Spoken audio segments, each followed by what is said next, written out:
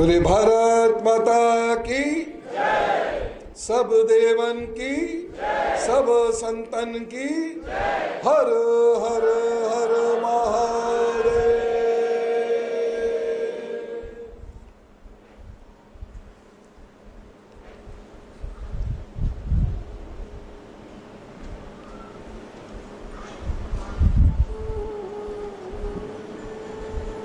हम महाभारत काल की आज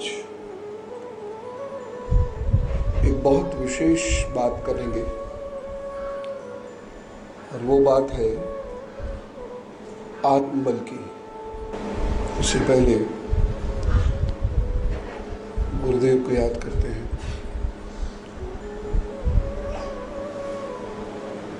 हे मेरे गुरुदेव करुणा सिंधु करुणा कीजिए। हे मेरे गुरुदेव करुणा सिंधु करुणा कीजिए। अधम आधीन अशरण अब शरण में लीजिए। अधम आधीन अशरण अब शरण में लीजिए। हे मेरे गुरुदेव करुणा सिंधु करुणा कीजिए। खा रहा हूँ धोखे में संसार के मझधार में। खा रहा हूँ धोखे में संसार के मझधार में। आसरा है दूसरा न कोई अब संसार में। अब कोई संसार में। हे मेरे गुरुदेव करुणा सिंधु करुणा कीजिए। हूँ अधम आधीन अशरण अब शरण में लीजिए। मुझ में है जप तप व साधन और नहीं कुछ ज्ञान है। मुझ में है जप तप न साधन और नहीं कुछ ज्ञान है। निर्लज्जता है एक बाकी और बस अभिमान है। और बस अभिमान है। हे मेरे गुरुदेव करुणा सिंधु करुणा कीजिए। अधम आधीन अशरण अब शरण में लीजिए। हे मेरे गुरुदेव करुणा सिंधु करुणा कीजिए। पाप बोझ से लदी नैया भंवर में जा रही।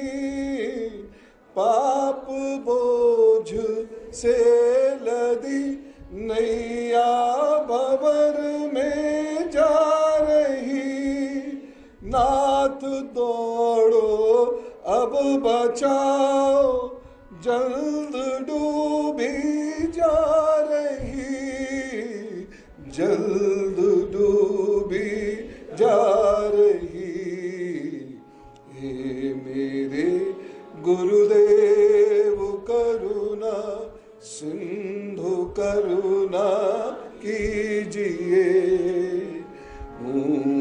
अधम आधीन अशरण अब शरण में लीजिए। आप भी यदि छोड़ देंगे तो कहाँ जाऊंगा मैं। आप भी यदि छोड़ देंगे तो कहाँ जाऊंगा मैं। जन्म दुख से नाव कैसे पार कर पाऊंगा मैं। पार कर पाऊंगा मैं।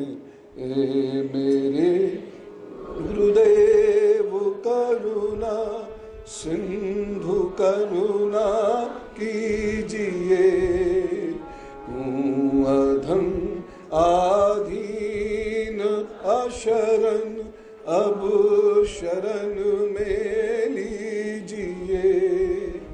हे मेरे गुरुदेव करुणा सिंधु करुणा कीजिए।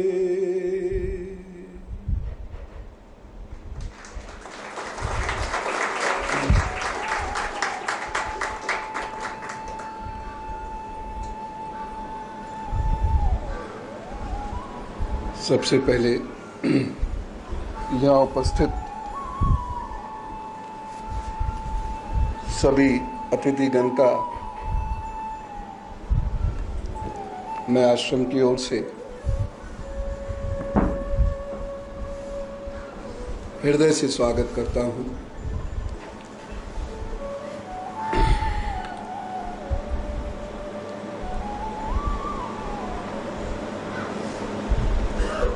अपने अपने ठंडे प्रदेशों से निकल के इस गर्म प्रदेश में आने का धन्यवाद देता हूँ।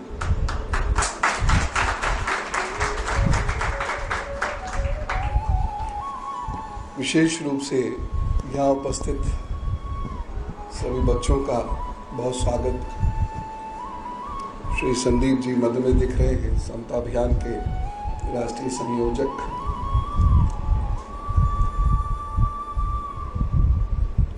बहुत सारे गणमान्य लोग यहाँ उपस्थित हैं, इन सबका स्वागत।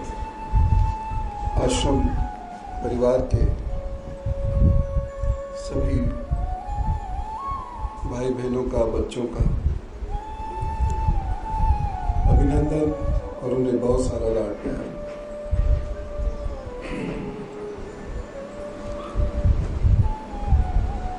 जून में शिविर है, राजयोग साधना करेंगे और गीता को समझने की कोशिश करेंगे। पत्रिका आ गई है तो फिर से निवेदन करता हूं, पढ़ लीजिएगा। यद्यपि परिणाम क्या होना है वो आपको भी पता है, मुझे भी पता है, लेकिन मैं फिर भी कहूंगा आप पढ़ लीजिएगा।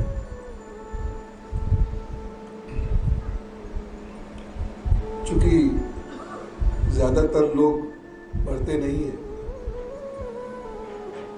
कागज वेस्ट ही हो जाता है। घर में पड़ी पत्रिका रद्दी के काम आती है। पेड़ वैसे ही कम है। एक सर्वे के अनुसार 500 करोड़ पेड़ इस देश के ताप को मैनेज करने के लिए चाहिए। तो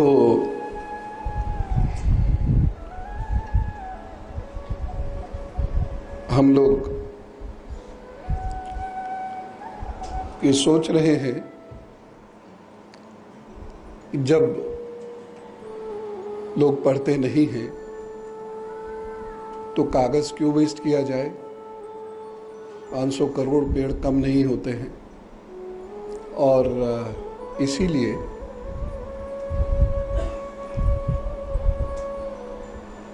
परिवारजनों को हम लोग ई मैगजीन भेज दिया करेंगे, जो आपके लैपटॉप में या मोबाइल में रहेगी। तो फेसबुक वगैरह से समय निकाल के आप उसे पढ़ भी सकते हैं। कागज बहुत प्रीशियस है, समय बदल चुका है और बदलते हुए समय के अनुसार चलने में ही मनुष्य का कल्याण रहता है।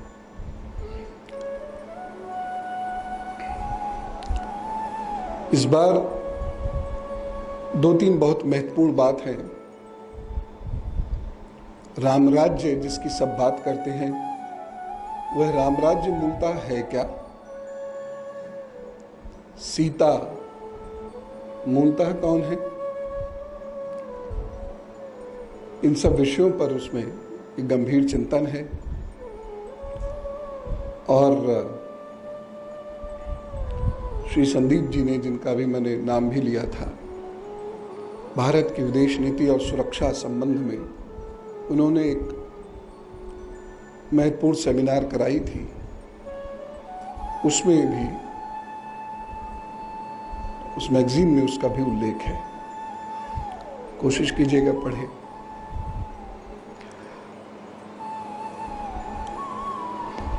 जैसा मैंने आपसे पिछले नव संवत्सर पे कहा भी था कि आगे आने वाले 12 महीनों में हम शांति, संस्कार और संगठन पर काम करेंगे। मैं ये चाहता हूं कि आश्रम के लोग इतने विशाल हृदय वाले बने और उनका मन इतना शांत हो कि वह वट वृक्ष की तरह से हो जाएं, जिनके पास यदि दीन दुखी लोग आकर बैठे तो वो राहत महसूस करें। अध्यात्म के उपासक, अध्यात्म के क्षेत्र के लोग, प्रभु पथ पर चलने वाले लोगों का जो व्यक्तित्व है वो बहुत शांत होना चाहिए। क्योंकि यदि आप शांत नहीं हैं तो आप प्रभु पथ पर चल ही नहीं सकते। अगर आप ऐसा सोचते हैं तो वो सोचना भी निरर्थक है।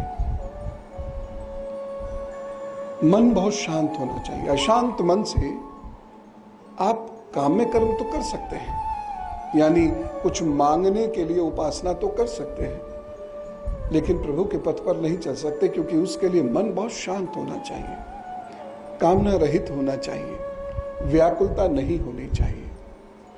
यद्यपि कभी कभी सबका मन व्याकुल होता है, और जब किसी का मन परेशान होता है तो प्रभु से ही मांगता है, उतना तो ठीक है, लेकिन केवल मांगने के लिए प्रभु पर जाना वो ठीक नहीं है। आश्रम के लोगों को इन 12 महीनों में यह प्रयत्न करना है, कम बोले।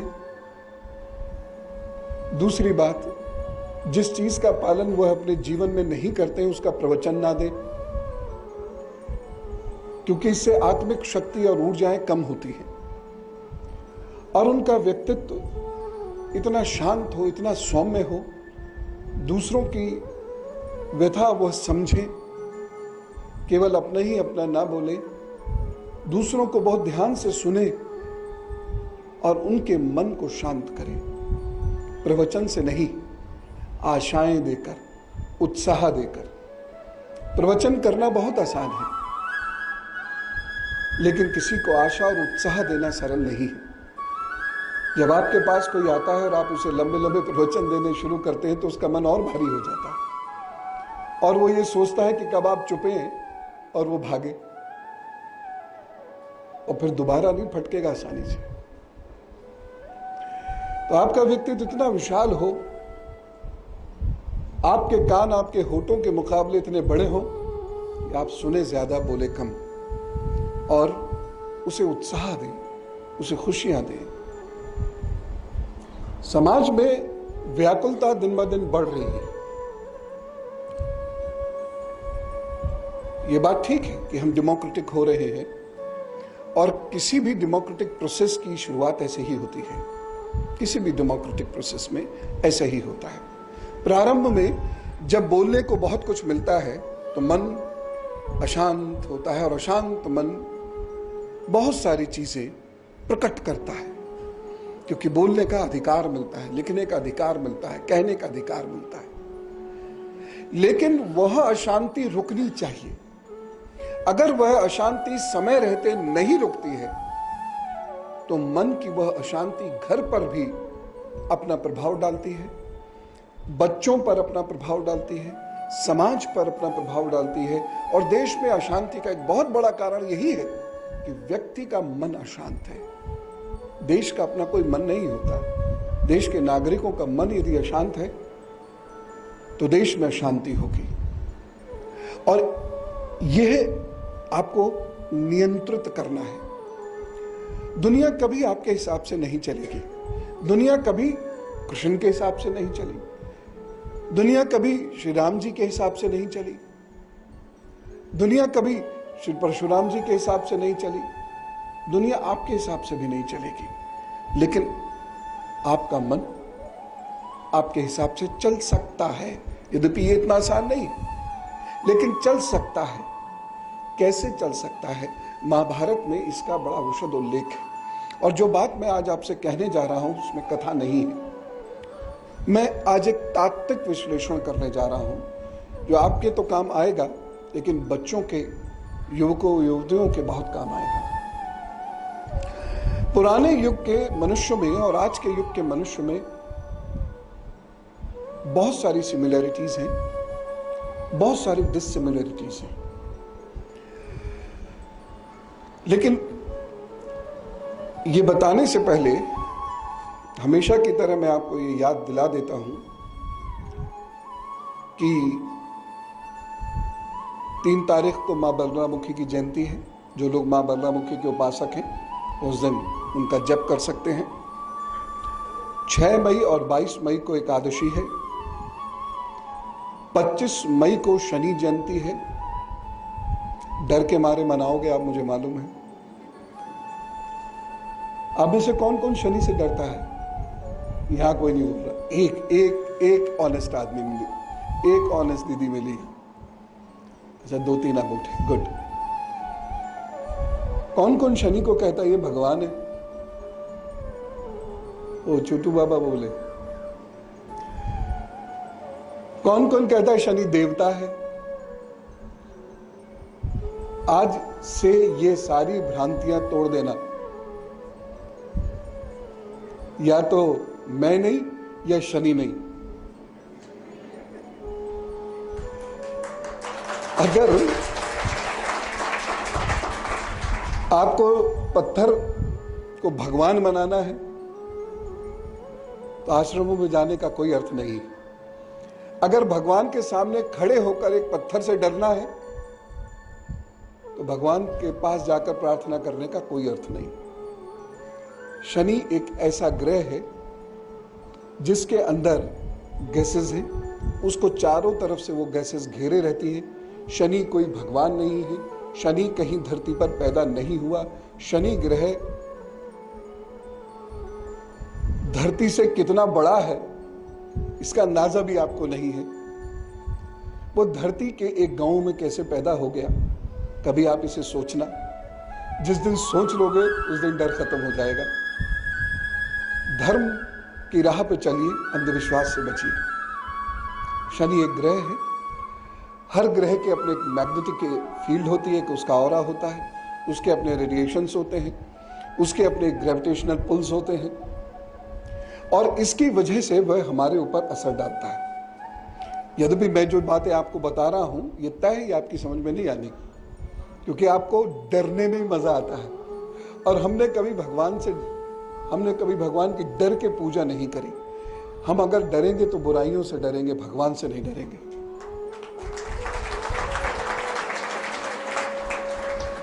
लेकिन मेरे निकट के लोग शनि से डरते हैं, मुझे पता है।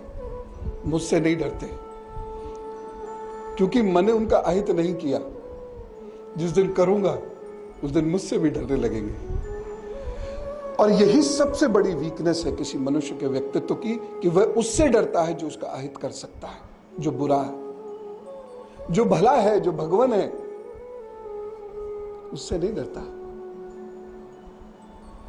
खुद को सुधारने का प्रयत्न करता रहना चाहिए।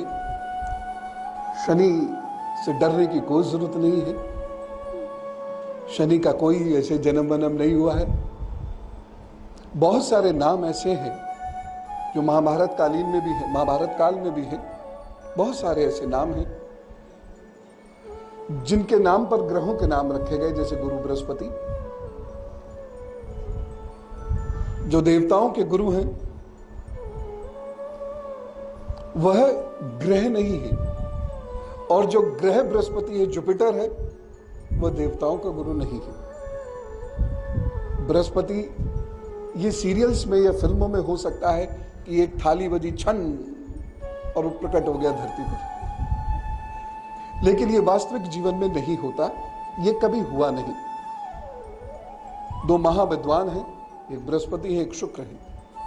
ऐसे ही शनि भी कोई राजा या राजकुमार रहे होंगे, कोई विद्वान रहे होंगे, कोई ऋषि रहे होंगे, लेकिन यह तय है कि शनि ग्रह का जन्म धरती पर नहीं हुआ।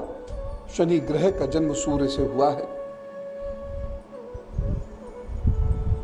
अगर मैं गलत नहीं हूं तो 9 गुना बड़ा है हमसे।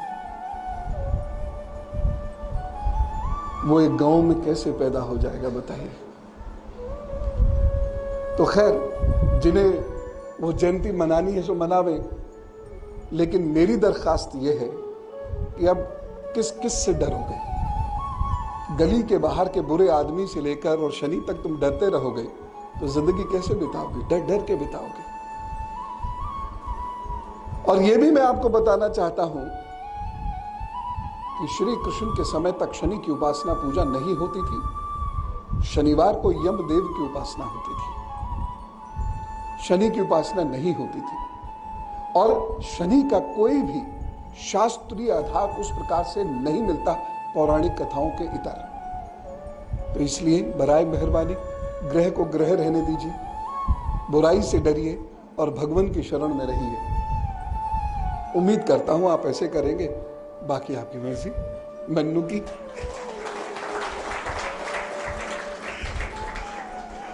वट सावित्री की पूजा है। सारी स्त्रियां उनके पतियों की उम्र मांगने के लिए बरगद को बांधेंगी। और मेरे हर साल यही 3-4 त्योहारों पे प्रश्न रहते हैं कि वो दिन कब आएगा जब सारे पुरुष अपनी स्त्रियों के लिए किसी पेड़ को बांधें। सदियां बीत गई, मुझ जैसे लोग ये प्रश्न करते रहे, वो दिन कभी नहीं आया।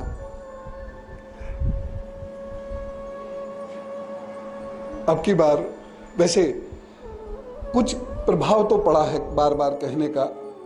बहुत सारे लोग करवा चौथ पर अब भोजन नहीं करते।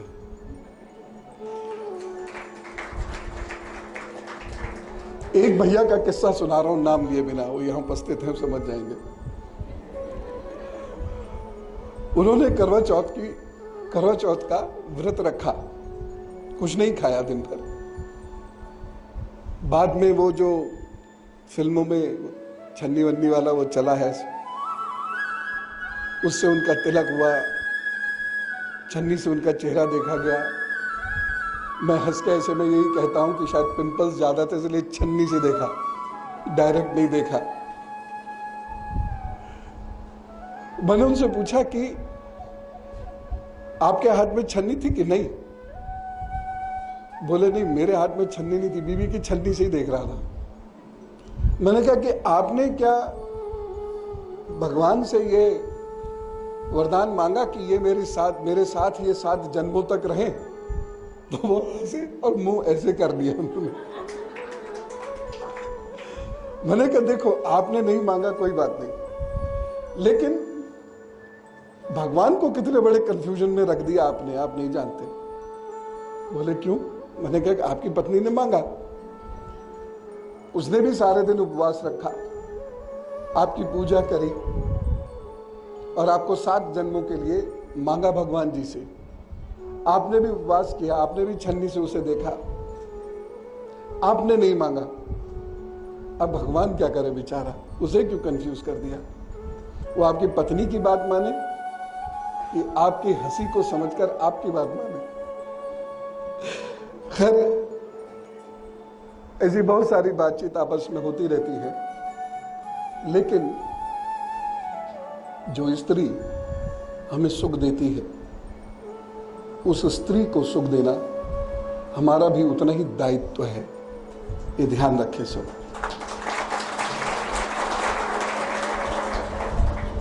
सावित्री के पति कौन है पता है? तो आप लोग वट सावित्री मनावे, आप लोग वट सत्यावान मनावे। तब बात यह हो रही थी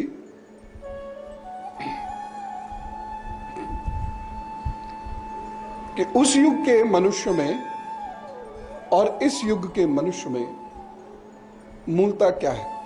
कोई नहीं, घंटा बजा है, इधर मैं बज रहा हूं, मुझे देखो।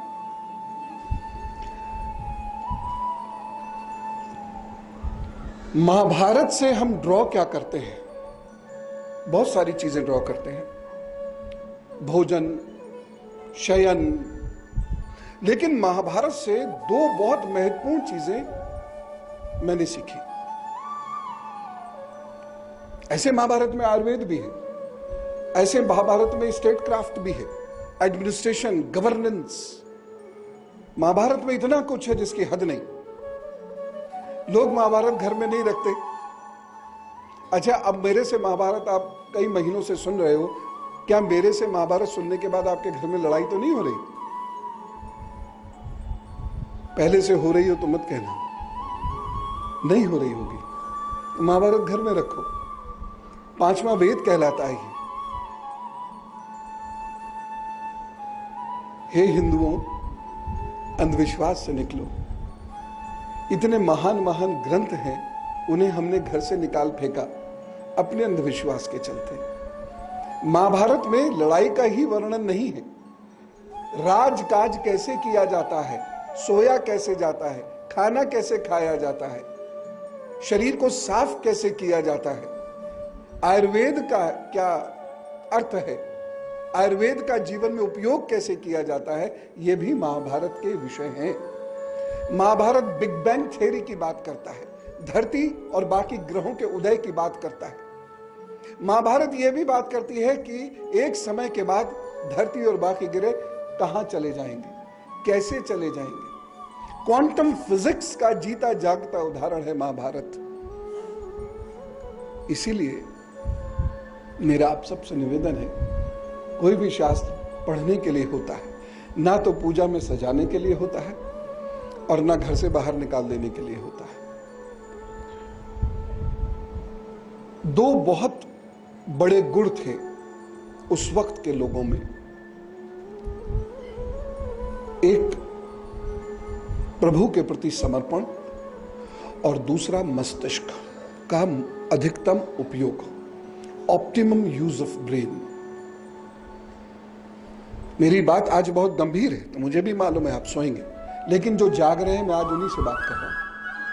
बाकी सो जाओ, लल्ला लल्ला लोरी। दो बहुत महत्वपूर्ण चीज है जिसमें दूसरी चीज मैं आज ले रहा हूं, और वो है optimum use of mind power, brain का मैक्सिमम यूज। उस वक्त के लोगों को आता था जो आज नहीं आता। यह ज्ञान शनै शनै 4वीं शताब्दी के बाद खत्म होता चला गया। हम अपने मस्तिष्क का प्रयोग आज भी करते हैं, लेकिन हम अपने मस्तिष्क को नहीं समझते। हमारे मस्तिष्क में शिव कहां है, हमारे मस्तिष्क में शक्ति कहां है, हमारे मस्तिष्क में नारायण कहां है। मस्तिष्क के किस हिस्से से हम विलक्षण बन सकते हैं, हम कितने मस्तिष्क का प्रयोग करते हैं, हमें चीजें याद क्यों नहीं रहती, हम चीजों को भूल क्यों जाते हैं, हमारी एकाग्रता का स्तर इतना कम क्यों है, हमें आज ब्रह्मांड क्यों नहीं दिखता, आज हमें अदृश्य दृश्य क्यों नहीं होते, आज हमें वह आत्माओं का दर्शन क्यों नहीं होता, आज हम मस्तिष्क से बात क्यों नहीं कर पाते, यानी टेलीपैथी आज क्यों नहीं है, आज हमारी इंट्यूशन पावर कहां चली गई, आज हमारे डिसीजंस स्ट्रांग क्यों नहीं होते, आज हम कंफ्यूज क्यों होते हैं। उस वक्त के लोगों से यह सीखिए, श्री कृष्ण से मस्तिष्क को साधना सीखिए। बहुत प्रकार के श्री कृष्ण की पूजा हो गई, वो ठीक है, वो आनंद देता है, लेकिन उससे जीवन नहीं चलेगा। श्री कृष्ण जब बारंबार एक बात कह रहे हैं, अर्जुन अपने दिमाग का इस्तेमाल करो, ये मैंने सरल शब्दों में कह दिया है। अर्जुन अपने डिप्रेशन से निकलो, अर्जुन स्थिर विचार रखो, स्थित प्रज्ञ।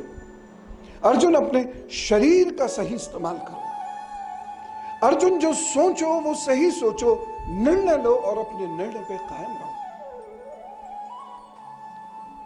यह उस वक्त के लोगों के पास एक ऐसी निधि थी जिसका इस्तेमाल वो अधिकतम रूप से करते थे, और आज हम उसका इस्तेमाल नहीं कर पा रहे।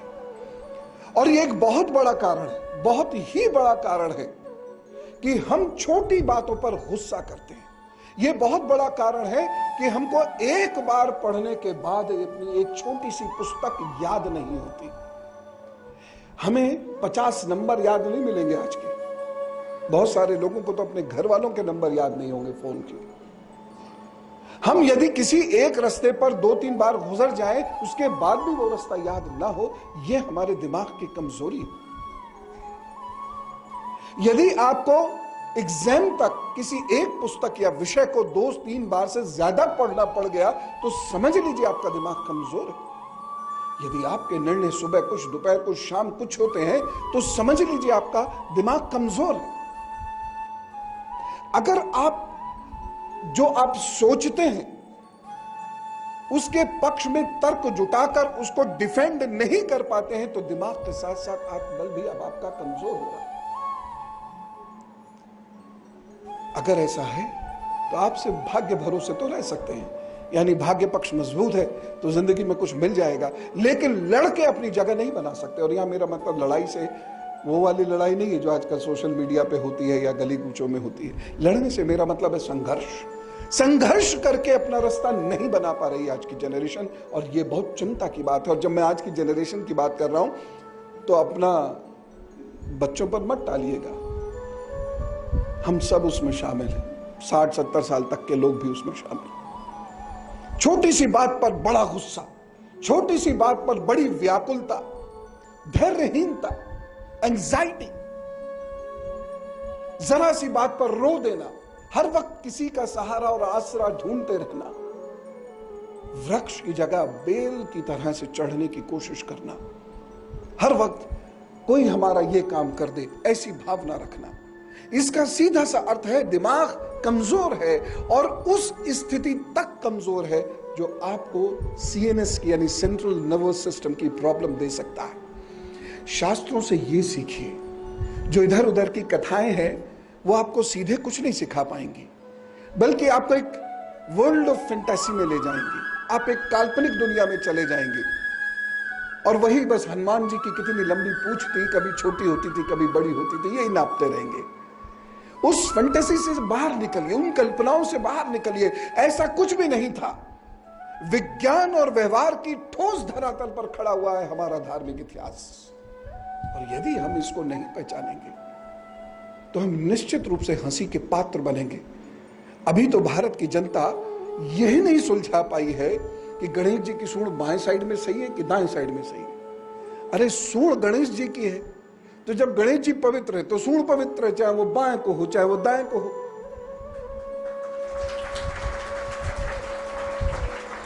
तो इन झूठी मान्यताओं से निकलिए। ये झूठी मान्यताएं क्रिएट की गई हैं, ये मूल शास्त्र के हिस्से नहीं है।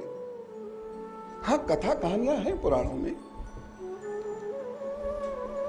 और वो क्यों है, मैं ये कारण आज आपको बताना चाहता हूं। आप में से बहुत सारे लोगों को कुछ प्रेरणा मिलेगी। उस वक्त समाज का एक बहुत बड़ा हिस्सा अनपढ़ होता था, आदिवासी होता था, एबोरिजिनल्स। वह वनों में रहता था। एक बहुत बड़ा हिस्सा समाज का शहर में नहीं रहता था। उसे आश्रमों में शिक्षा उपलब्ध नहीं होती थी। जातीय आधार पर मना कुछ नहीं था, लेकिन उसे वह चीज उपलब्ध नहीं होती थी। उन लोगों को जो कुछ नहीं जानते थे, जो अपनी एक छोटी सी दुनिया में रहते थे, उन लोगों को सिखाने के लिए इस प्रकार की कहानियों की रचना की गई। उन लोगों को जिन्होंने किताब का कान नहीं देखा, जो कोई अक्षर नहीं जानते थे, जो कुछ भी नहीं जानते थे, उन लोगों के लिए उन कथाओं की रचना की गई है। लेकिन आज का समाज तो पढ़ा लिखा समाज है, स्कूल जाने वाला, कॉलेज जाने वाला समाज है। अगर आज का समाज भी उन चीजों में विश्वास करता है तो सोच लीजिए हमारा बौद्धिक स्तर कहां खड़ा है अभी। और हम विश्व गुरु बनने की बात करते हैं। जो चीज शास्त्रीय नहीं है उसे शास्त्र का नाम देकर कल्पनाओं की दुनिया में मत जाइए। वहां आपको प्रभु नहीं मिलते, वहां आपको कोई ब्रह्म नहीं मिलता। भगवान भी कल्पना नहीं है, इतिहास का हिस्सा है। और जब तक उस इतिहास के हिस्से के सामने नतमस्तक नहीं होंगे, जब तक हम कल्पनाओं के प्रति नतमस्तक रहेंगे, तब तक हमें प्रभु के दर्शन कभी नहीं होंगे। और जिन लोगों ने प्रभु के दर्शन किए, आज भी ऐसे बहुत सारे लोग हैं जिन्होंने उन महान आत्माओं के साक्षात दर्शन किए हैं। आज भी बहुत लोग हैं और वो लोग कभी भी व्यवहार से अलग नहीं गए। वह लोग हमेशा व्यवहारिक रहे, प्रैक्टिकल रहे। वो फैंटेसीज में और कल्पनाओं की दुनिया में कभी नहीं रहे। हो सकता है वो फिजिक्स, केमिस्ट्री, मैथमेटिक्स, बायोलॉजी जैसे विषय ना पढ़े हों, लेकिन बावजूद उसके उनकी सोच में व्यवहारिकता है, उनके कर्म में व्यवहारिकता है। और जो धर्म के नाम पर केवल कल्पना करते हैं, उन लोगों के कर्म में व्यवहारिकता नहीं होती। वह कर्म करते भी बहुत कम है। और यही रीजन है कि मंदिरों में और आश्रमों में लोग कर्म हेतु नहीं जाते, भय के निवारण के लिए जाते हैं, लालच हेतु जाते हैं। इसने धर्म को कमजोर किया है। अपने धर्म की तुलना किसी से मत कीजिए, यह गलत है, मनुष्योचित भी नहीं है। कभी किसी से कंपैरिजन मत कीजिए, अपना कंपैरिजन खुद से कीजिए। अपने स्टैंडर्ड्स को बढ़ाना है, हम दूसरे के स्टैंडर्ड्स पर नहीं जा सकते। आजकल ये बहुत हो रहा है। अगर तेरे 4 लाउड स्पीकर हैं तो मेरे 6 लाउड स्पीकर होंगे।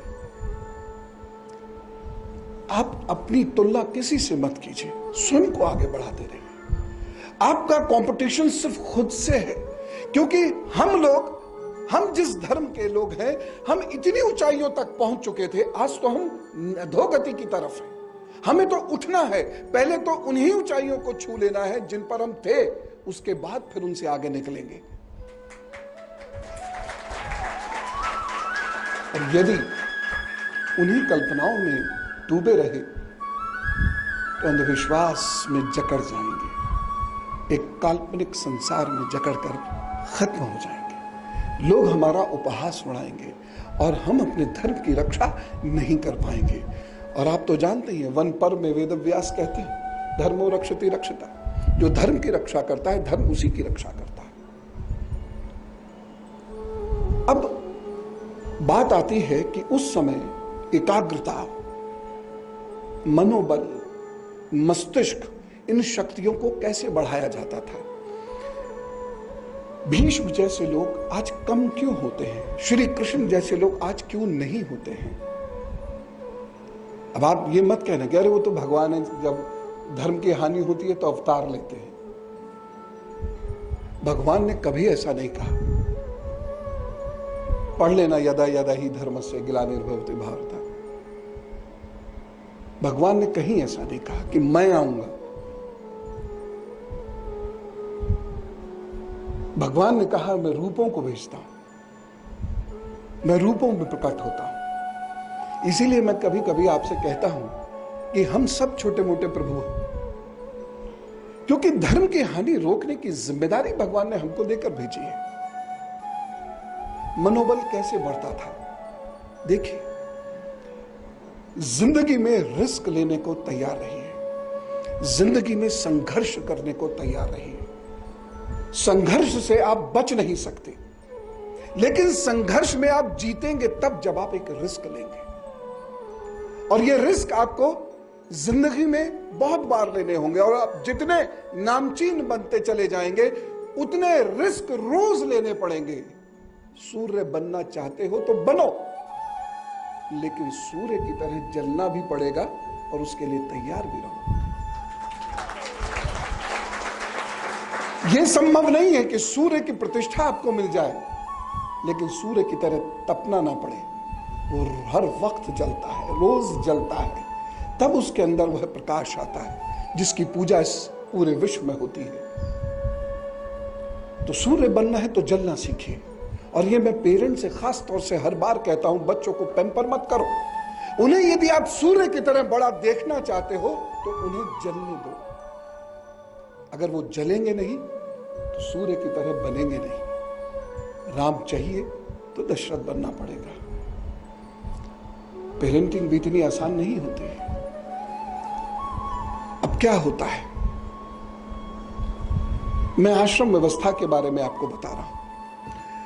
शिक्षा व्यवस्था और आश्रम व्यवस्था पर्याय है प्राचीन युग में। आज उनमें बदलाव आ गया है, शिक्षा फॉर्मल हो गई है, लेकिन उस वक्त इनफॉर्मल और non formal kind of education हुआ करती थी। और इसको देने वाले लोग ऋषि कहलाते थे, आचार्य कहलाते थे। ये अलग अलग पद हैं, इसको जातियों से मत जोड़िए। शिक्षक, आचार्य, उपाध्याय, वेदी, द्विवेदी, त्रिवेदी, चतुर्वेदी, गुरु, ऋषि, उसमें भी ऋषि, फिर राज ऋषि, फिर ब्रह्म ऋषि, ये पदवियां हैं। उनके व्यवहार, उनके त्याग, उनके ज्ञान, उनके समर्पण और साधना के आधार पर यह उनको पदवियां दी जाती थी। बच्चा जब आचार्य के पास आता है तो माता पिता को बच्चे को भूलना होता है। मैं जानता हूं आप में से कोई ये करेगा नहीं, लेकिन मेरा फर्ज है वो बताना जो शास्त्र में निहित है। आगे आपकी इच्छा। माता पिता बच्चे को भूलते हैं और उसकी ट्रेनिंग शुरू होती है। उस ट्रेनिंग में माता पिता उसकी भावनाओं को जागृत करने के लिए बीच में नहीं आते, क्योंकि भावुकता से बुद्धि का नाश होता है, भावुकता से एकाग्रता का नाश होता है। अति की भावुकता से मन इतना व्यहल और व्याकुल हो जाता है कि व्यक्ति अपने लक्ष्य से भटक जाता है। केवल बुद्धिमान होने से कुछ नहीं होता, वह बुद्धि सही समय पर चलनी भी चाहिए। ऋषि सबसे पहले दो कार्य करते हैं, स्टेप बाय स्टेप आप इसे अपने दिमाग में बिठाते जाइए, आप सबके काम आएगी ये चीज। ऋषि सबसे पहले दो कार्य करते हैं, पूजा नहीं कराते हैं, ये ध्यान रखना। अभी तो हमारे लिए आश्रम का मतलब क्या हुआ, ये मांगो वो मांगो वो मांगो वो मांगो, अब मिल गया, अब नहीं जाएंगे। फिर जब क्राइसिस आएगा तो जाएंगे। ऋषि पूजा नहीं करा रहे। सबसे पहली चीज उठना और सोना, खाना, ये तीन चीजें नियमित कर रहे हैं। उठना, सोना, खाना, ये तीन चीजें वो नियमित करते हैं।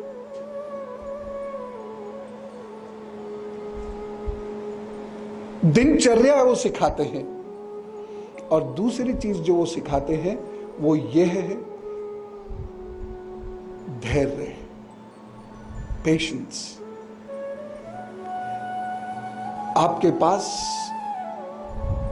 भरा हुआ दूध का गिलास है, मटका है, बल्कि बेहद भूख है, लेकिन गुरु आज्ञा नहीं है, आप नहीं खाएंगे। आज उसका मिस इंटरप्रिटेशन होता है। गुरु बेवकूफ नहीं है। अपने लक्ष्य को पाना इतना आसान नहीं होता, बड़े काम करना इतना आसान नहीं होता, बड़ी सोच रखना इतना आसान नहीं होता। बड़ी बातें करना जरूर बहुत आसान होता है, लेकिन जो हम बातें करते हैं, कभी हम अपना एनालिसिस करके देखें, उसका ज्यादातर लोग 1% मात्र भी काम नहीं करते। 1%, 1%, यानी 99% time of our life we waste. जो व्यक्ति अपने जीवन का इतना बड़ा हिस्सा वेस्ट करता है, वो भगवान से कहता है कि मुझे सौभाग्य दे, सुनकर ही हास्यास्पद लगता है। वो इसीलिए धैर्य उत्पन्न कर रहे हैं। और आपको मैं ये बता दूं कि वही सिस्टम कमांडो ट्रेनिंग में आज भी इस्तेमाल होता है। धैर्य उत्पन्न हो रहे हैं। व्यक्ति के अंदर धैर्य होना इसलिए आवश्यक है, अनुशासन होना इसलिए आवश्यक है, जिससे वो संघर्ष से लड़ सके। क्योंकि जब तक ये जीवन है, जिस दिन से प्रारंभ हुआ और जब तक ये जीवन है, संघर्ष जीवन से नहीं जाएगा। आप कुछ भी कर लो, कुछ भी कर लो, ये असंभव है। जिन देवी देवताओं की आप पूजा करते हैं, आप उन्हीं का इतिहास, चलो उनका जो भी काल्पनिक इतिहास है, आप वही पढ़ के देखो, उसमें भी उन्होंने संघर्ष ही संघर्ष किया है। कौन है जो आराम से रहा? कौन है जो आराम से रहा? जिन्होंने इस दुनिया को लीड करना होता है, वो आराम से रह नहीं सकते, क्योंकि उनकी किस्मत में वो सुख नहीं होते जो भीड़ की किस्मत में होते हैं, क्योंकि वह नायक है। इसलिए जब प्रभु से दुख मिले तो शिकायत मत कीजिए, क्योंकि आप नायक हैं, एक लीडर हैं। आपका दायित्व भी अलग है, आपकी सुख सुविधाएं भी अलग हैं, आपका रिकॉग्निशन भी अलग है। इसलिए सूर्य की कामना ही नहीं करनी है, बल्कि सूर्य की तरह तपने के लिए तैयार भी रहना है। मैं इसलिए कह रहा था वो जुमला, वो वाक्य मैंने इसलिए कहा था। इन दो चीजों के प्रशिक्षण में बहुत लंबा समय बीतता है। अभी तो यहां हम कहीं भी जाते हैं और एकदम ABCD कोर्स क्या है, सिलेबस क्या है, ये बताओ ये बताओ। 4 दिन हो गए मुझे आपने ध्यान सिखाया ही नहीं। 4 दिन में तो सांस लेना नहीं आता व्यक्ति को। 1 साल हो गया, मुझे तो ब्रह्म के दर्शन हुए ही नहीं। क्या ब्रह्म के दर्शन करने का अभ्यास किया है? 3 साल हो गए, मेरे दुख तो कटे ही नहीं। क्या व्यवहार को बदला है? जब कोई परिवर्तन व्यक्ति के अंदर है ही नहीं, तो उसके भाग्य में परिवर्तन प्रभु कभी नहीं करेंगे, संभव नहीं है। इसीलिए पहली ट्रेनिंग है अनुशासन और दूसरी ट्रेनिंग है पेशेंस। हर दुख को, कांटे को, संघर्ष को सहने की तैयारी। जिंदगी में हर व्यक्ति हारता अधिक है, जीतता कम है, इसलिए हार की तैयारी रखो। 99 हार के बाद एक जीत मिलेगी। महाभारत ये सिखा रही है हमको। और उस संघर्ष के दौरान भी अपनी बुद्धि और विवेक कायम रखो। लगातार अपना मंथन करते रहो, अध्ययन करते रहो, अन्वेषण करते रहो। क्या भीष्म, क्या द्रोणाचार्य, क्या अर्जुन, क्या युधिष्ठिर, क्या भीम, क्या श्री कृष्ण, क्या द्रौपदी, जिनको भूल गए, यही शिक्षा दे रही है। द्रौपदी का चरित्र कभी पढ़िएगा, पढ़ा है? द्रौपदी चरित्र पढ़ा है? 4-5 लोगों ने। कहां पढ़ा?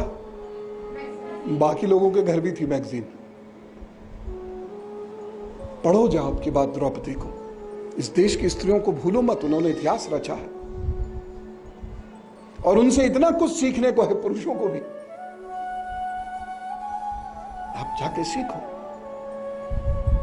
स्ट्रेट फॉरवर्डनेस, अपने लक्ष्य पे, अपने निर्णय पे कायम रहना और 99 बार माफी देने के बाद विद्रोह का बिगुल बजा देना।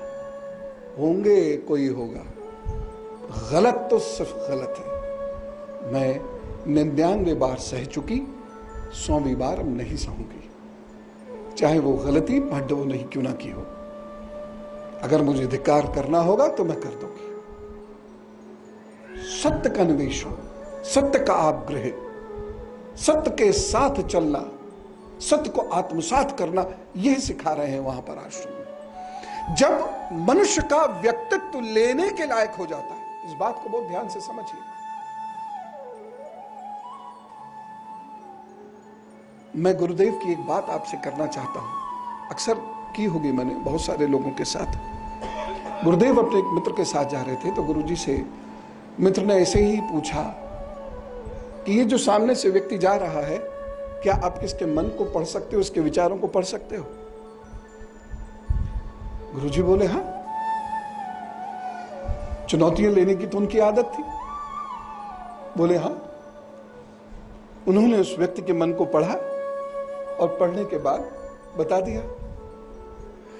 उन्होंने कंफर्म किया कि तुम्हारे दिमाग में क्या यही विचार चल रहे हैं? व्यक्ति ने कहा हाँ। तुमको कैसे पता? बोले स्वामी जी ने बताया। जब वो व्यक्ति चला गया तो उत्सुकतावश, और ये जिज्ञासा हम सभी में होनी चाहिए, प्रश्न हमें करने चाहिए, जिज्ञासावश उनके मित्र ने पूछा, गुरुजी से पूछा, स्वामी जी ये कैसे संभव हुआ? स्वामी जी बोले वो हर चीज को बहुत सरलता से लेते थे। स्वामी जी बोले कि आसान है, क्या मैं ऐसा कर सकता हूं? मित्र ने पूछा। स्वामी जी बोले हाँ, तुम भी कर सकते हो, कोई भी कर सकता है। कैसे? बोले बस एक काम करना है, सिर्फ एक काम। हाँ, क्या? अपना दिमाग खाली कर दो। कितना आसान काम लग रहा होगा। जॉब 5 साल बाद मिलते हैं, कर सको तो दिखा देना। 5 साल बाद मिलेंगे तो बताना। 5 साल बाद पूछूंगा मैं आपसे, क्या कर पाए दिमाग खाली? 1% कर पाए या 2% कर पाए? 5 साल बाद, 5 साल तक कोशिश करो। गुरुजी तो बड़े आसानी से कह के निकल गए, दिमाग खाली कर दो। मित्र को उस वक्त बड़ा अच्छा लगा कि कितना सरल है दूसरे के मन की बात जानना, क्योंकि उसका इंटरेस्ट दिमाग खाली करने में नहीं था, दूसरे के मन में घुसने का था। और ये कितनी अच्छी टेक्निक है, किसी के मन की बात जान लो, किसी के भी घर की बात जान लो। लेकिन जब वो व्यक्ति भी साधारण तो नहीं था, असाधारण लोगों के साथ ही साधारण थोड़ी होते हैं, वो कम असाधारण तो हो सकते हैं लेकिन साधारण नहीं हो सकते। और एक असाधारण व्यक्ति को साधारण के साथ कभी रहना भी नहीं चाहिए। तो मैं आपको बता रहा हूं बहुत स्पष्ट, क्योंकि साधारण असाधारण भले ही ना बने, असाधारण को साधारण बनाने की पूरी कोशिश करेगा। प्रोग्रेसिव बनने के लिए प्रोग्रेसिव लोगों के साथ चलना चाहिए। खैर, जब रात में उन्होंने सोचा होगा तब समझ में आया होगा कि बाप रे बाप, दिमाग खाली करना यानी योग की कितनी बड़ी क्रिया है ये। दिमाग खाली कर देना यानी अब विचार आ ही नहीं रहे हैं। और कितने विचार एक दिमाग में, एक दिन में 50,000 के तकरीबन विचार आते हैं। इतने विचारों को रोक देना, उफ, ये क्या कह के चले गए, तब समझ में आया। लेकिन मैं गुरुजी की तरह तो नहीं कहूंगा दिमाग 100% खाली कर दो, लेकिन मैं ये जरूर कहूंगा कि जब तक हमारा मस्तिष्क थोड़ा सा खाली नहीं होता, या खाली होने का तात्पर्य सिर्फ इतना है, मैं किसी बड़े योग क्रिया की बात नहीं कर रहा हूं, या खाली होने का अर्थ सिर्फ इतना है कि जब तक हमारा मस्तिष्क हमारे पूर्वग्रहों से भी ही नहीं होगा, तब तक हम नया ज्ञान नहीं अंगीकृत कर सकते।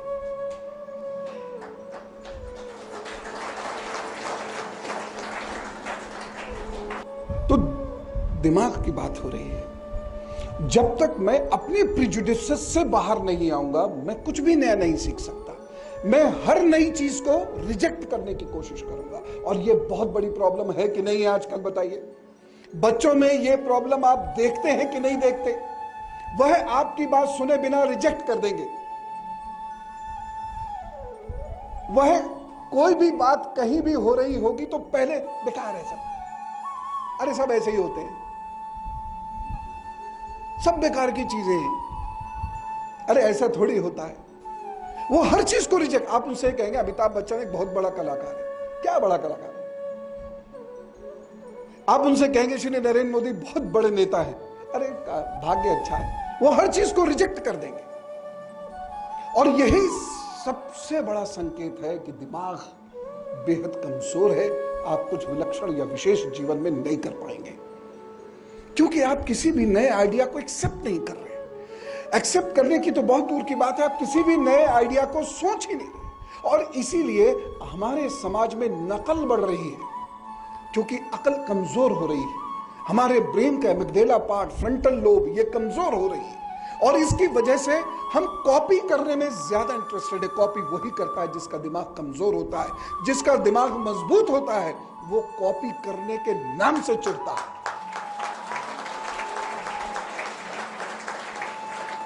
उसको आप कह दीजिए उसका उठा के डाल दे, तो वो दो काम करेगा, या तो वो नहीं वो कार्य करेगा, और करेगा तो उसके नाम से करेगा। कॉपी वो करता है जिसका दिमाग कमजोर होता है। जिसके दिमाग में ताकत है वो अपनी चीज पैदा करके दिखा देगा आपको। और ये विलक्षणता शनः शनः कम हो रही है, और इसीलिए मेरी चिंता है कि हम विश्व गुरु कैसे बनेंगे, क्योंकि जब तक नागरिक विलक्षण नहीं होगा, राष्ट्र विलक्षण नहीं होगा। और भारत के नागरिक भारत के बारे में बहुत कम सोचते हैं। इस बात की कंप्लेंट मैं हमेशा करता रहा। वो स्वयं के बारे में सोचते हैं। अभी भी मंदिर जाएंगे तो भारत से मतलब नहीं, मेरा ये, मेरा ये, मेरा मेरा मेरा, हर चीज मेरा मेरा कर देते हैं, बस मैं और मेरा, इसके बाहर सोचते नहीं। और जब मैं आज से 20-25 वर्ष पहले कहा करता था, तब भी मैं कहता था, आज भी मैं कहता हूं कि उस धरती जहां तुम और तुम्हारे भगवान, तुम्हारे पति, तुम्हारे पत्नी, बच्चे, माता पिता आदि आदि पैदा हुए हैं, जब तक उसकी जय नहीं बोलोगे तुम्हारी जय नहीं हो सकती।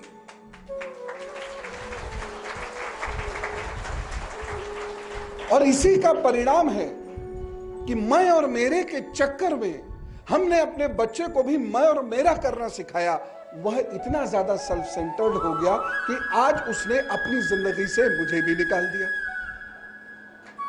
मेरी गलती है, मैंने उसको कलेक्टिव लिविंग सिखाई नहीं, मैंने उसको सोशलाइजिंग सिखाई नहीं, और उसका दिमाग उसके पूर्वाग्रहों के साथ आगे बढ़ता चला गया। और वो पूर्वाग्रह इतने ज्यादा पेबस्त हो गए उसके दिमाग के अंदर कि ना उसको अपने भगवान के बारे में जानना, ना माता पिता की चिंता करना, ना गुरु शिक्षा, ये तो कर बहुत दूर की बात है, ना अपने वृक्षों की चिंता करना, ना अपने जल की चिंता करना। उसको समाज से सरोकार ही सा नहीं रह गया, एक सा समझ लीजिए। और यही कारण, नहीं तो एक छोटा सा गरीब, दीन दुखी, हारा, परेशान देश जिसका नाम पाकिस्तान, क्या वो हमें परेशान कर सकता था? कभी भी नहीं कर सकता था, कभी भी नहीं कर सकता था। कश्मीर में उग्रवादियों की संख्या कुल 2.5% है, वहां की पॉपुलेशन की कुल। ये आपको मैं ऑथेंटिक रिपोर्ट्स बता रहा हूं, exactly 2.5%, not more than that. और वो 2.5% लोग पूरे देश में कोलाहल मचाए हुए हैं।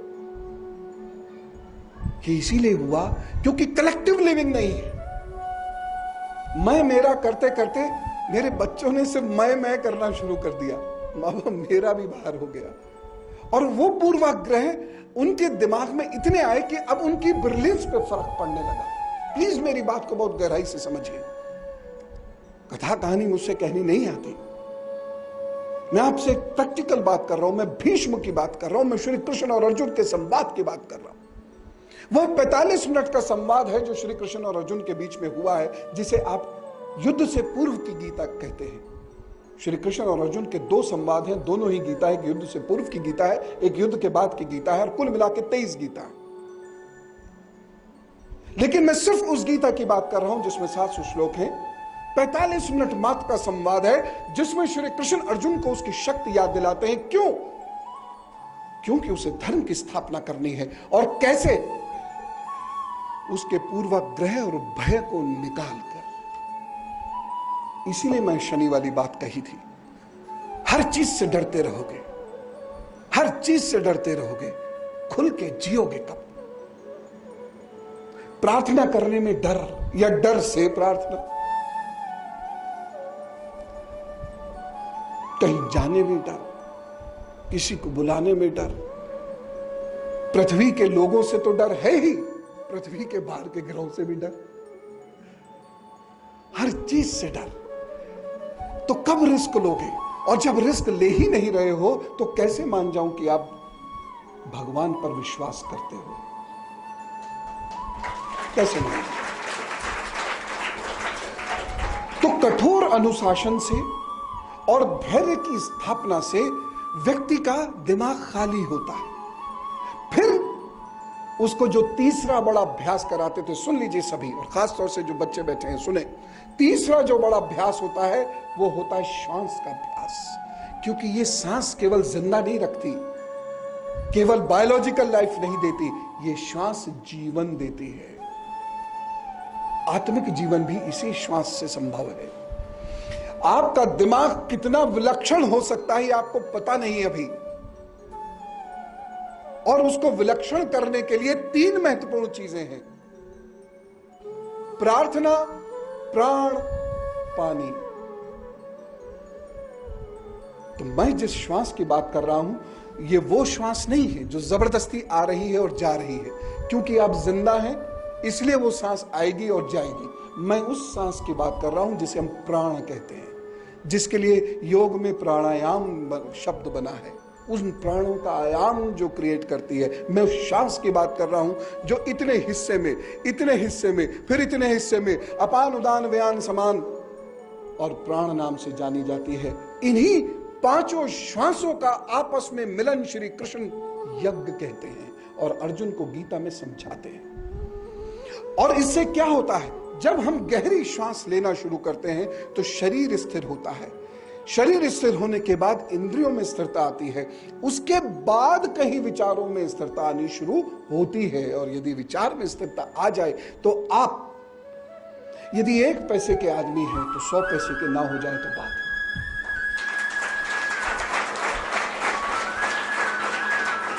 इसीलिए एक डिसीजन लो। और कैसा डिसीजन? जिसमें रिसर्च हो, जिसमें माता पिता के साथ या बुजुर्गों के साथ, गुरु शिक्षक के साथ बैठकर बात हो। लेकिन एक बार यदि आपने निर्णय ले लिए तो अब उससे भटकना नहीं है। और यकीन रखना मेरा, आप रिस्क लेके आगे बढ़ो, उस पर विश्वास रखो, आप हार नहीं सकते। मैंने ऐसे तमाम लोगों को देखा है अपने 32 वर्ष की आध्यात्मिक आयु में, जिनके भाग्य में कुछ नहीं था। हम जैसे लोगों ने हमेशा यही प्रेडिक्ट किया, भाग्य पक्ष बहुत कमजोर है। लेकिन वो लोग जिन ऊंचाइयों तक पहुंचे वो यही साधनाएं थी। और उन ऊंचाइयों तक देखना भी संभव नहीं है। निजता का उल्लंघन मैं किसी की करता नहीं, किसी की निजी बात कहता नहीं, इसलिए बता नहीं रहा हूं। लेकिन ये कह रहा हूं, देश के नामचीन लोग हैं, वो अध्यात्म के क्षेत्र में भी हैं, उनमें से कुछ एक्टिंग के क्षेत्र में भी हैं, उनमें से कुछ लोग न्यूज के क्षेत्र में भी हैं, और उनमें से बहुत सारे लोग राजनीति और ब्यूरोक्रेसी में भी हैं। हर क्षेत्र में हैं ऐसे लोग जिनके लिए हम ये सोचते थे कुछ नहीं कर पाएंगे। और उन्हीं के वो साथी जिनके भी वही योग थे, जिनका भाग्य पक्ष भी उतना ही कमजोर था, लेकिन उन्होंने रिस्क नहीं लिया, विश्वास नहीं किया, पूर्वग्रहों से अपने आप को मुक्त नहीं किया, उन्होंने आगे की नहीं सोची और वह आगे बढ़ सकते हैं ये नहीं सोचा, वो वही के वही है। हम उनका नाम भी भूल चुके हैं, कोई याद नहीं रखता। ये दुनिया बड़ी स्वार्थी है। और इतिहास जनता की किताब नहीं होती है, हमेशा याद रखना। इतिहास जनता से अलग कुछ लोगों की किताब होती है, ये हमेशा ध्यान रखना। महाभारत के समय का जो प्रशिक्षण है या श्री राम के समय का जो प्रशिक्षण है वो यही है। सबसे पहले अनुशासन शरीर का हुआ, उसके बाद मन का अनुशासन शुरू धैर्य से हुआ, जिसमें भूख पर नियंत्रण, प्यास पे नियंत्रण। आज कोई गुरु शिक्षक ऐसा कह दे तो लठ लेके दौड़ लेंगे उसके पीछे, लेकिन इन्हीं चीजों से अनुशासन आता है। फौज में जो इतने कठोर लोग या कितने बड़े मजबूत कमांडोज पैदा होते हैं, उसी अनुशासन की वजह से होते हैं, इसी धैर्य की वजह से, इसी प्रशिक्षण की वजह से होते हैं। और नहीं तो लोग धूप में चक्कर खा के गिर जाते, 2 मिनट की धूप में खड़े नहीं रह सकते। तीसरा, श्वास की गहराई से धीरे धीरे मन के ऊपर जो कालिख जमा हो जाती है वह छटने लगती है, मन खुलने लगता है, पूर्वाग्रहों से व्यक्ति दूर होने लगता है, चिंताओं से व्यक्ति मुक्त होने लगता है, रिस्क लेने लगता है, संघर्ष उसे करना है, इसे आत्मसात करने लगता है और अपने पथ पर वो धीरे धीरे आगे बढ़ता है और जब बढ़ता है तो हारने के लिए तैयार भी रहता है। इससे उस व्यक्ति के अंदर एक विलक्षणता उत्पन्न होती है और यही वो विलक्षणता है जो उससे बड़े बड़े काम करा लेती है। यही वो विलक्षणता है जो विपरीत परिस्थितियों में भी उस व्यक्ति से वो काम करा लेती है कि वो व्यक्ति बुराई नहीं भूलता, सदियों के बाद नहीं भूलता, हजारों वर्षों के बाद बुराई नहीं भूलता, उसे लोग भगवान कहने लगते हैं। यही वो विलक्षणता होती है जो एक सामान्य विद्यार्थी की विलक्षणता जिसे मैं कह रहा हूं। इसीलिए सीमित खाओ, न ज्यादा सो, ये श्री कृष्ण की वाणी है जो मैं आपको बता रहा हूं। साधक को सीमित खाना, न ज्यादा खाना चाहिए न कम खाना चाहिए, न ज्यादा सोना चाहिए न कम सोना चाहिए, न ज्यादा बोलना चाहिए, इसको जरा ध्यान से सुनो, न ज्यादा बोलना चाहिए न कम बोलना चाहिए। लगातार श्वास से अपने मन के ऊपर का जो पूर्वाग्रह है उसे बोहारते रहना चाहिए, दिमाग को खोलना चाहिए नए विचारों के लिए, नई रिसर्चेस के लिए।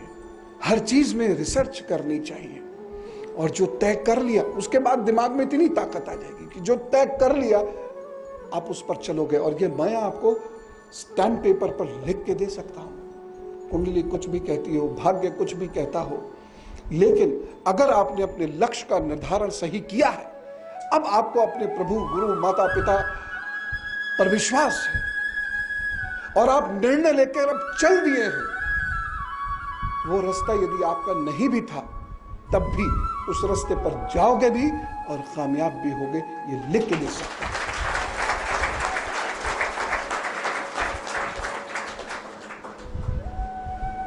बहुत उम्मीदें होती हैं जब हम सत्संग करते हैं। उम्मीद ये होती है कि हमने समय, ऊर्जा, शक्ति ये बांटी है, इसका रिस्पॉन्स मिले। और इसीलिए शास्त्र में सत्संग की बड़ी महिमा बताई गई है। एक छोटी सी बात कभी हृदय पर ऐसे लगती है, व्यक्ति बदल जाता है। चाहे वो आप हो, चाहे गुरुजी हो, चाहे सुभाष चंद्र बोस हो, चाहे मोहनदास करमचंद गांधी हो, हजारों ऐसे लोग हैं, और चाहे अर्जुन हो। एक छोटी सी बात आपको उस दुनिया में स्थापित कर देती है यदि मन पे लग जाए तो। प्रभु पर विश्वास रखिए, डिप्रेस मत होइए, रास्ते मत बदलिए। रास्ते बदलना मानसिक कमजोरी है, खासतौर से बच्चों से कह रहा हूं मैं ये बात। एक विचार, उस विचार पर गंभीर शोध, सलाह, और फिर चल दिए तो चल दिए। अब मत हटो, जब तक ईश्वरीय आज्ञा ना हो जाए तब तक मत हटो, चलते रहो, मन को शांत रखो। और ये याद रखो, बच्चों से कह रहा हूं कि तुम्हारे माता पिता को भी बहुत ज्ञान है, उन्हें बेवकूफ मत समझो। तुम्हारे बुजुर्गों को बहुत ज्ञान है, उन्हें बेवकूफ मत समझो। तुम्हारे शिक्षकों को भी ज्ञान और अनुभव बहुत है, उन्हें बेवकूफ मत समझो। दिमाग को खुला रखो।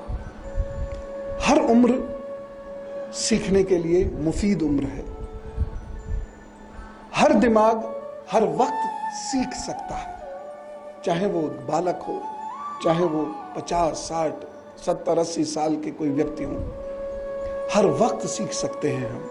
हर वक्त हम अपने अंदर एक नया व्यक्तित्व जो ज्यादा सकारात्मक और ओजपूर्ण है वो ला सकते हैं। बस हिम्मत, आत्मबल ये नहीं छोड़ना है। और ये कब नहीं छूटता?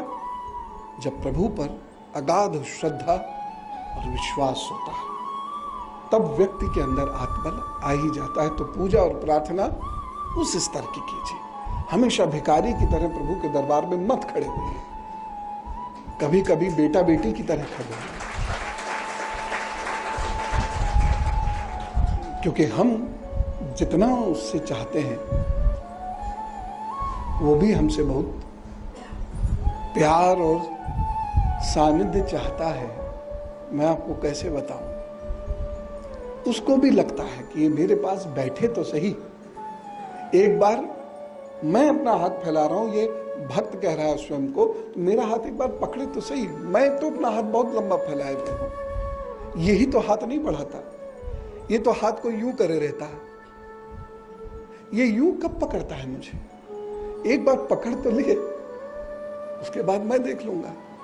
इसकी जिंदगी में परेशानी नहीं आने दूंगा, ये जीतेगा।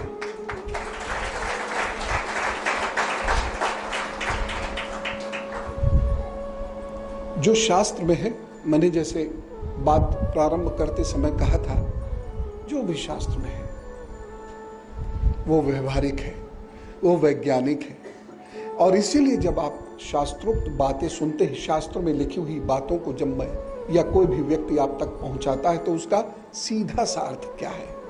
उसका सीधा सा अर्थ ये है कि आपको वह बातें अपने व्यवहार में लानी है, सुनकर इधर से उधर नहीं निकाल देनी है। थोड़ा थोड़ा कर्म करते रहिए, हिम्मत रखिए, व्यवहार में सब आ जाता है। बड़े बड़े कुंभकर्ण समय पे उठते हुए मैंने देखे। प्रतिज्ञा होनी चाहिए।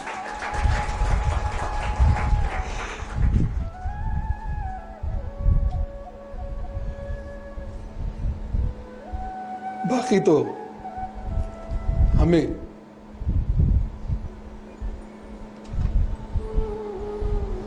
अपनी हिम्मत मनोबल छोड़ना नहीं है। परेशानियां तो हैं, सबके साथ आती है। बहुत समय पहले मैं एक गीत गुनगुनाता था, मुझे अगर वो मिल गया मैं भूल गया। मिला बस बहुत वर्ष पहले ऐसे ही मैंने लिखा था,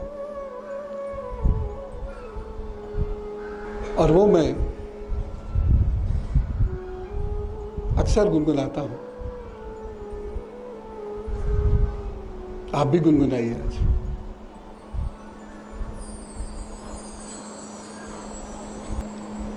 अंधेरे जब भी कभी आके मुझे सताते रहे, अंधेरे जब भी कभी आके मुझे सताते रहे, मैं मुस्कुराता चला, मैं मुस्कुराता चला, मैं मुस्कुराता चला, मैं मुस्कुराता चला। अंधेरे जब भी कभी आके मुझे सताते रहे, मैं मुस्कुराता चला, मैं मुस्कुराता चला, मैं मुस्कुराता चला, मैं मुस्कुराता चला।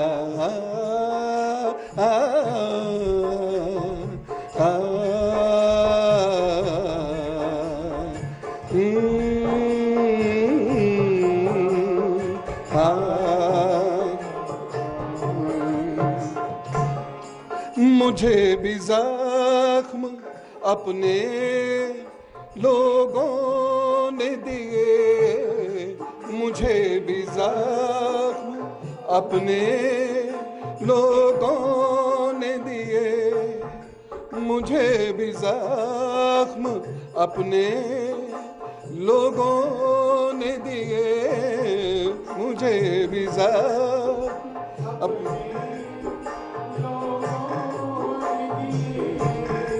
मुझे भी जख्म अपने लोगों ने दिए, बस तेरा नाम लिया, बस तेरा नाम लिया और मुस्कुराता चला, बस तेरा नाम लिया और मुस्कुराता चला, बस तेरा नाम लिया और मुस्कुराता चला, बस तेरा नाम लिया और मुस्कुराता चला, मैं मुस्कुराता चला, मैं मुस्कुराता चला, मैं मुस्कुरा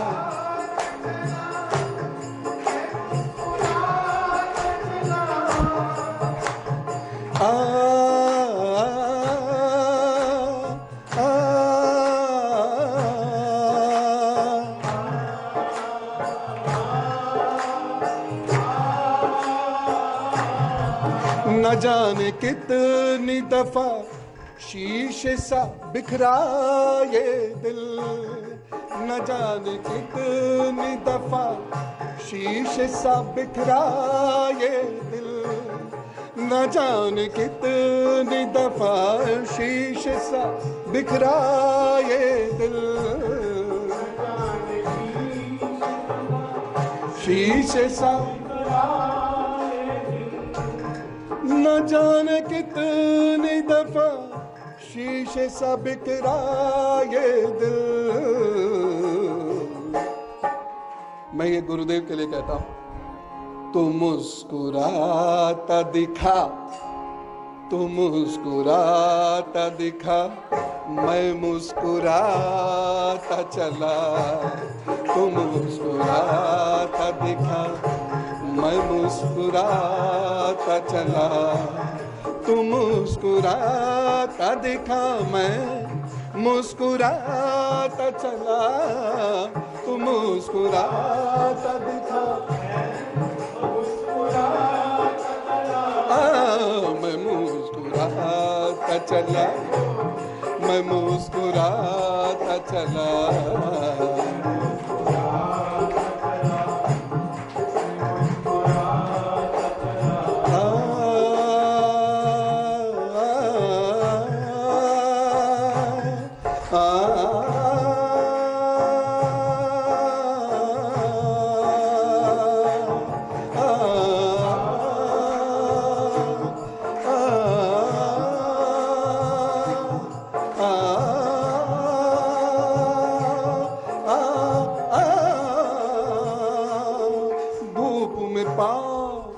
जले थे फिर भी घर से चला, धूप में पाँव जले थे फिर भी घर से चला, धूप में पाँव जले थे फिर भी घर से चला,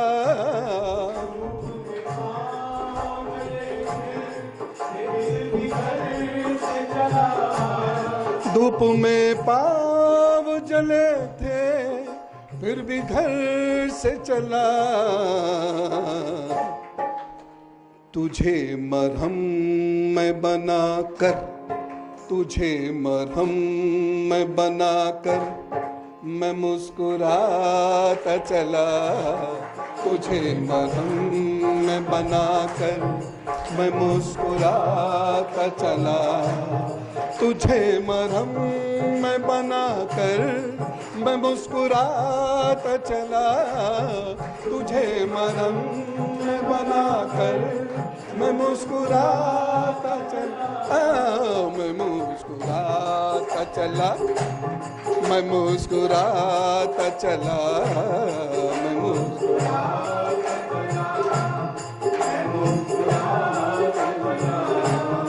अंधेरे आके मुझे जब भी सताते रहे,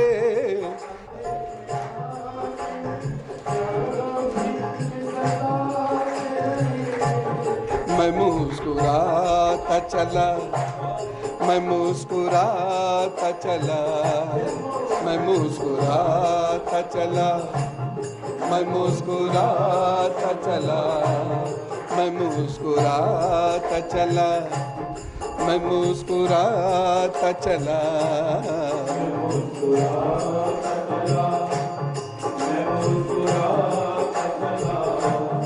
मैं मुस्कुराता चला, मैं मुस्कुराता चला, मैं मुस्कुराता